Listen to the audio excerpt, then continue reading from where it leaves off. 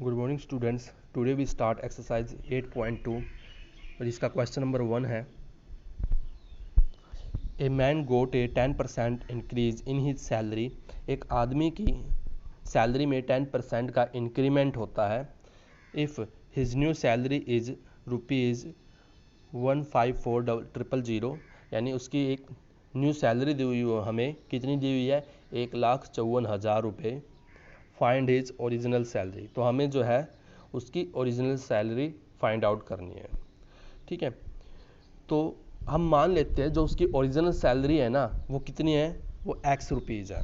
हमें नहीं पता है वो कितनी है, लेकिन हम मान लेते हैं कि X रुपीज़ है। सो कहने का मतलब क्या हुआ कि हमें इस X को ही फाइंड आउट करना है क्वेश्चन के एंड में। अब उसने ये कहा है कि इस आदमी की सैलरी में 10% का इंक्रीमेंट होता है। तो कहने का मतलब क्या हुआ? इंक्रीमेंट कितना हो गया सैलरी में? X into 10/100। ठीक है, अगर हम एक क्वांटिटी को लेते हुए चलें, मान लीजिए हमारी जो सैलरी है हमारे पास एक टाइम पे 20,000 रुपीज़ है, और उसमें जो इंक्रीमेंट होता है वो कितने का होता है? 10% का ही लेते हैं हम। ठीक है, 10% का यहाँ से 20 से 20 कैंसिल हो जाती हैं, तो यहाँ से कितना हो गया? 2, और यहाँ से कितनी जीरो हो जाएंगी? यहाँ से 3, 1 2 3, यानी कि यहाँ से हमें इंक्रीमेंट मिलता है क्या? 2000। अब ये तो नहीं हुआ ना इसका मतलब कि यहाँ से 10% का इंक्रीमेंट होकर के उसकी सैलरी 2000 हो जाती है। ऐसा नहीं है, ये सिर्फ इंक्रीमेंट है। कितना है? 2000 का इंक्रीमेंट है। तो इसी प्रकार से ये क्या है? इंक्रीमेंट है। कितना? X into 10/100। कट तो कर नहीं सकते क्योंकि यहाँ पर X के बारे में हमें कुछ भी नहीं पता है। ठीक है, अब हमें इसी प्रकार से जो ये 20,000 थी और इंक्रीमेंट कितना आया था? 2000। तो अगर हमें न्यू सैलरी अगर निकालनी है तो हम क्या करेंगे? दोनों को ऐड करेंगे ना। तो इसी प्रकार से हम क्या करेंगे? ये है इसकी ओरिजिनल सैलरी जो शुरुआत में, यानी कि 20,000 मान लीजिए कंपेयर करें तो अगर हम, और ये 2000 मान लीजिए जो इंक्रीमेंट हुआ है। और अब हमें क्या निकालना है? New salary. तो न्यू सैलरी निकालने के लिए क्या करेंगे? जैसे हमने यहाँ पर इन दोनों का सम किया है, उसी प्रकार से हम क्या करेंगे? X प्लस X इंटू 10/100 का भी सम कर देंगे। ठीक है, इससे क्या मिल जाएगा? हमें इन दोनों का न्यू सैलरी मिल जाएगी। अब न्यू सैलरी ये आई है, लेकिन हमें न्यू सैलरी तो दी हुई है। कितनी है वो? 1,54,000 रुपये। ये हमें पहले से ही दिया हुआ है इसने क्वेश्चन में। तो हम देखते हैं इसको। अब न्यू सैलरी हमारे पास ये आई है X प्लस X इंटू 10/100, लेकिन इसके अकॉर्डिंग है कि 1,54,000 रुपये। यहाँ से हमारी 10 से 10 ये कैंसिल आउट होती है, इसमें से X कॉमन आ जाएगा, इसके पास कुछ भी नहीं बचेगा तो 1 बच जाएगा, एंड यहाँ से 1/10, और यहाँ से इक्वल टू में तो यही चल रहा है। अब यहाँ से हम एलसीएम लेंगे किसका? 1 प्लस 1/10 का अगर आप लोग एलसीएम लोगे, यहाँ से 10 एलसीएम हो जाएगा, 10 इंटू 1 यानी कि 10 and plus 1 that is equal to 11/10 हो जाएगा। ठीक है, तो यहाँ से हो गया 11/10 दैट इज इक्वल टू 1,54,000। तो यहाँ से x की वैल्यू मिल जाएगी आप लोगों को 1,54,000, और ये 11/10 है। यहाँ पर आएगा तो इसका उल्टा हो जाएगा, मीन्स न्यूमरेटर डिनोमिनेटर में कन्वर्ट हो जाएगा और डिनोमिनेटर न्यूमरेटर में कन्वर्ट हो जाएगा।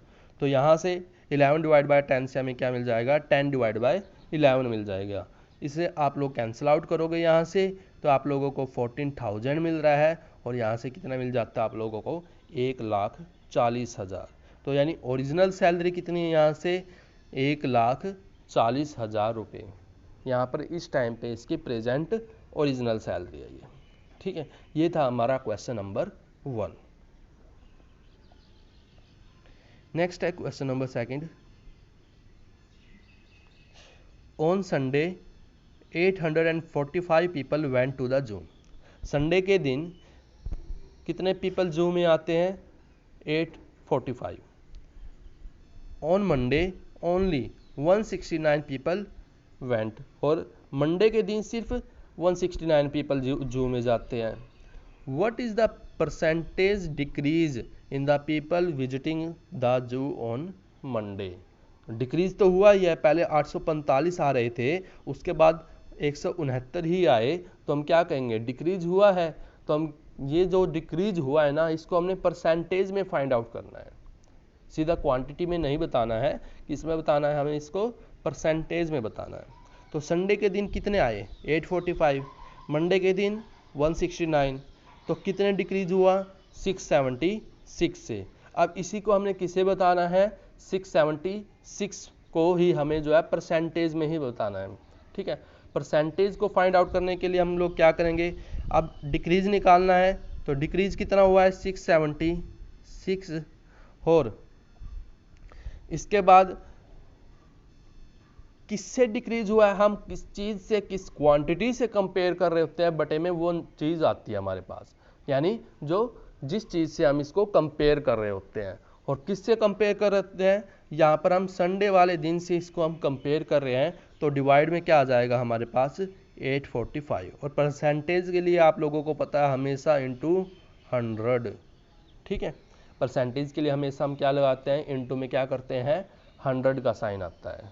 ठीक है, तो यहाँ से अब सिर्फ इसको कैंसिल आउट करना रह गया है। अगर हम इसको कैंसिल करें तो यहाँ से 5 1 जा 5 एंड 3 रिमाइंडर हो जाता है यहाँ से, तो 5 6 जा 30 एंड 4 बच जाता है, एंड 5 9 जा 45।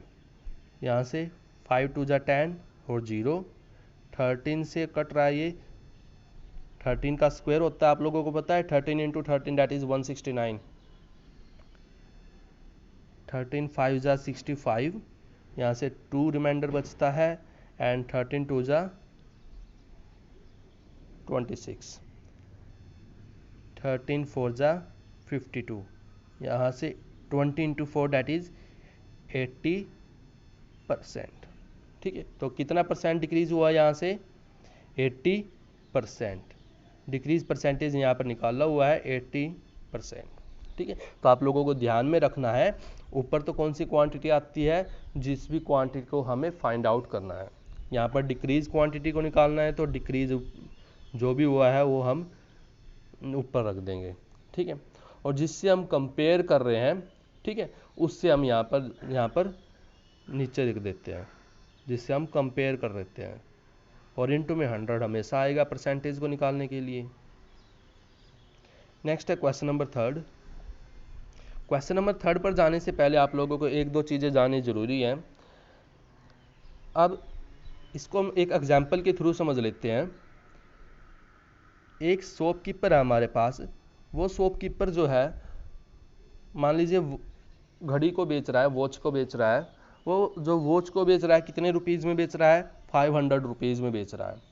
अब उस शॉपकीपर को भी वो घड़ी कहीं ना कहीं से तो लानी पड़ेगी ही, ऐसा तो है नहीं है कि उसके पास अपने आप से ही आ गई है, उसको कहीं ना कहीं से वो लानी पड़ेगी, या तो उसको कहीं से खरीदनी पड़ेगी या फिर उसको कहीं ना कहीं उसको मैन्युफैक्चर करनी पड़ेगी। तो मान लीजिए उसका खरीदने का हम मान लेते हैं 350 लगा लेते हैं। ठीक है, क्या लगा लेते हैं 350। मान लीजिए वो उसने जो घड़ी है उसको कितने रुपए में पड़ रही है, उसको 350 रुपीज़ में पड़ रही है, और कितने रुपए में बेच रहा है वो इसको 500 रुपीज़ में। अब कहने का मतलब तो ये हुआ यहाँ पर उसको प्रॉफिट हो रहा है। कितने का प्रॉफिट हो रहा है यहाँ पर, अगर हमें 500 में से 350 को माइनस करेंगे तो कितना मिल जाएगा, हमें 150 मिल जाएगा। ठीक है, उसने कितने में खरीदी 350 में खरीदी, कितने में बेच दी 500 रुपीज़ में बेच दी, प्रॉफिट हुआ कितने का हुआ 500 माइनस 350 दैट इज 150। ठीक है, ये उसका प्रॉफिट हो गया। तो इन्हीं 3 क्वांटिटीज़ को हम नाम देते हैं, क्या नाम देते हैं हम इसको हम बोलते हैं कॉस्ट प्राइस। क्या बोलते हैं हम इसको, कॉस्ट प्राइस, या फिर आप लोग सीधा CP भी लिख दोगे। ठीक है, अब ये है हमारा 500 जो रुपीज़ में बेची है शॉपकीपर ने, इसको हम बोलेंगे क्या, सेलिंग प्राइस, मीन्स SP भी बोल सकते हो। और ये जो 150 का प्रॉफिट हुआ है इसको हम सीधा प्रॉफिट। ठीक है, ये 3 चीज़ें आप लोगों को ध्यान में रखनी है, कॉस्ट प्राइस, सेलिंग प्राइस और प्रॉफिट। मान लीजिए इसी का रिवर्स होता हमारे पास, क्या, मान लीजिए 500 रुपीज़ में तो उसने खरीदी है और 350 रुपीज़ ने उसने बेच दी है। ठीक है, यहाँ से 500 रुपीज़ में खरीदी, यानी कि ये क्या हो गया हमारे पास कॉस्ट प्राइस, उसको कितने कॉस्ट में पड़ रही है वो घड़ी, और 350 रुपीज़ में उसने क्या कर दिया, वो बेच दिया, यानी उसका सेलिंग प्राइस। अब यहाँ से हमें इजीली दिख रहा है उसको क्या हो रहा है, यहाँ पर हानि हो रही है। ठीक है, कितने रुपीज़ की हानि हो रही है, 150 रुपीज़ की हानि हो रही है। तो इसको हम प्रॉफिट ना बोल करके यहाँ पर हम क्या बोलते हैं, लॉस। ठीक है, ये थी हमारी। अब इन्हीं को ध्यान में रखते हुए हमारा क्वेश्चन नंबर 3 है, a shopkeeper buys 80 articles for ₹2400। ठीक है, शॉपकीपर को 2400 रुपये में कितने उसने आर्टिकल खरीदे, यहाँ पर 80 articles, and sells them for a profit of 16%। 16% का इंक्रीमेंट के साथ, प्रॉफिट के साथ, 16% के प्रॉफिट के साथ उसने जो है वो उनको बेच दिया है। Find the selling price of one article. यहाँ पर कितने आर्टिकल की बात कर रहा है वो, 80 आर्टिकल्स की बात कर रहा है, लेकिन हमें सेलिंग प्राइस किसका निकालना है, सिर्फ एक ही आर्टिकल का निकालना है। ठीक है, अब कितने रुपए में उसने यहाँ पर खरीदी थी, 2400 रुपये में, यानी कि जो खरीदने वाला है ये इसका क्या हो गया, कॉस्ट प्राइस हो गया। तो कॉस्ट प्राइस ऑफ 80 आर्टिकल्स कितना हो गया हमारे पास, 2400 रुपये।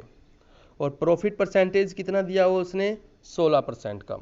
अगर हम इस प्रॉफिट को रुपए में निकालने की कोशिश करें तो हम क्या करेंगे, 2400 इंटू में 16 डिवाइड बाई 100। यहाँ से 20 से 20 कैंसिल हो जाएंगी, मल्टीप्लाई करोगे तो आप लोग क्या मिल जाएगा, 384 मिल जाएगा।